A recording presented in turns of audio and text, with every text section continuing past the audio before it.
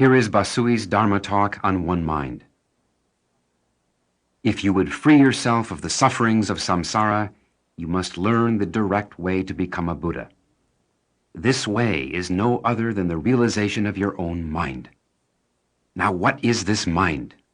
It is the true nature of all sentient beings, that which existed before our parents were born, and hence before our own birth, and which presently exists, unchangeable and eternal. So it is called one's face before one's parents were born.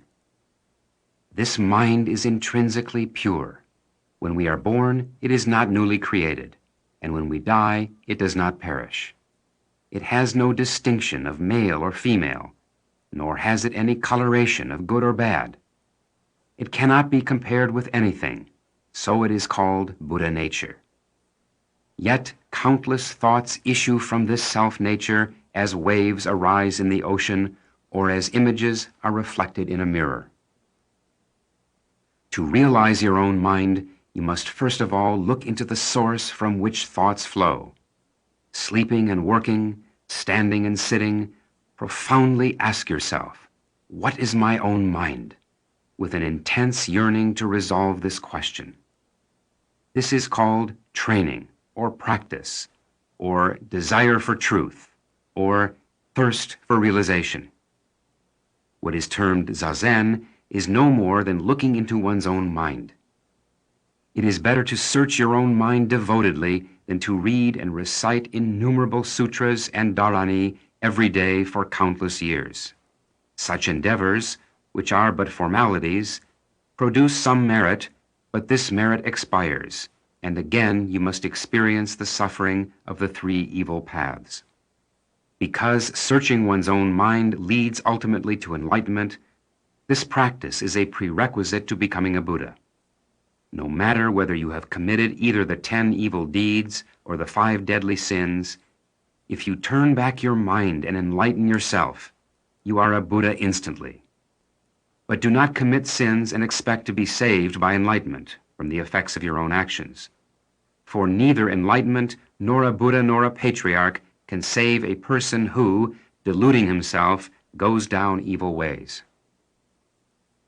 Imagine a child sleeping next to its parents and dreaming it is being beaten or is painfully sick. The parents cannot help the child, no matter how much it suffers, for no one can enter the dreaming mind of another. If the child could awaken itself, it could be freed of this suffering automatically. In the same way, one who realizes that his own mind is Buddha frees himself instantly from the sufferings arising from ignorance of the law of ceaseless change of birth and death. If a Buddha could prevent it, would he allow even one sentient being to fall into hell? Without self-realization, one cannot understand such things as these. What kind of master is it that this very moment sees colors with the eyes and hears voices with the ears, that now raises the hands and moves the feet? We know these are functions of our own mind, but no one knows precisely how they are performed. It may be asserted that behind these actions there is no entity, yet it is obvious they are being performed spontaneously. Conversely, it may be maintained that these are the acts of some entity. Still, the entity is invisible. If one regards this question as unfathomable, all attempts to reason out an answer will cease, and one will be at a loss to know what to do. In this propitious state, deepen and deepen the yearning, tirelessly, to the extreme. When the profound questioning penetrates to the very bottom, and that bottom is broken open, not the slightest doubt will remain that your own mind is itself Buddha, the void universe. There will then be no anxiety about life or death, no truth to search for. In a dream, you may stray and lose your way home. You ask someone to show you how to return, or you pray to God or Buddhas to help you, but still you can't get home. Once you rouse yourself from your dream state, however, you find that you are in your own bed and realize that the only way you could have gotten home was to awaken yourself. This kind of spiritual awakening is called return to the origin, or rebirth in paradise. It is the kind of inner realization that can be achieved with some training. Virtually all who like Zazen and make an effort in practice, be they laymen or monks, can experience to this degree. But even such partial awakening cannot be attained except through the practice of Zazen. You would be making a serious error, however, were you to assume that this was true enlightenment in which there is no doubt about the nature of reality. You would be like a man who, having found copper, gives up the desire for gold. Upon such realization, question yourself even more intensely in this wise.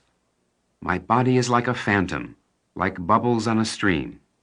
My mind, looking into itself, is as formless as empty space, yet somewhere within sounds are perceived.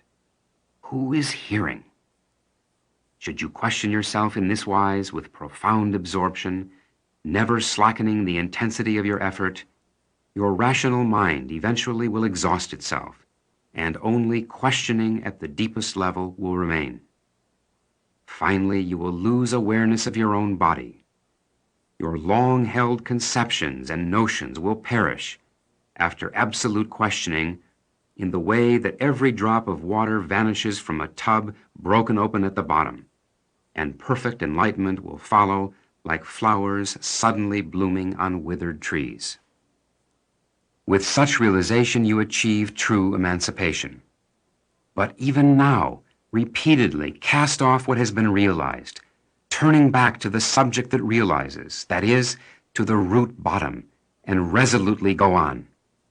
Your self-nature will then grow brighter and more transparent as your delusive feelings perish, like a gem gaining luster under repeated polishing, until at last it positively illumines the entire universe. Don't doubt this.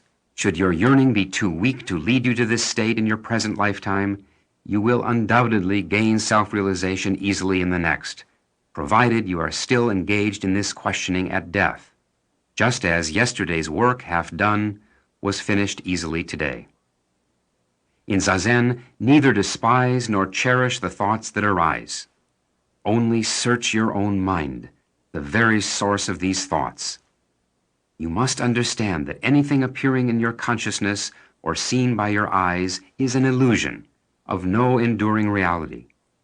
Hence, you should neither fear nor be fascinated by such phenomena. If you keep your mind as empty as space, unstained by extraneous matters, no evil spirits can disturb you, even on your deathbed. While engaged in Zazen, however, keep none of this counsel in mind. You must only become the question, what is this mind? Or, what is it that hears these sounds? When you realize this mind, you will know that it is the very source of all Buddhas and sentient beings. The Bodhisattva Kanon of Avalokiteshvara is so called because he attained enlightenment by perceiving, that is, grasping the source of, the sounds of the world about him. At work, at rest, never stop trying to realize who it is that hears.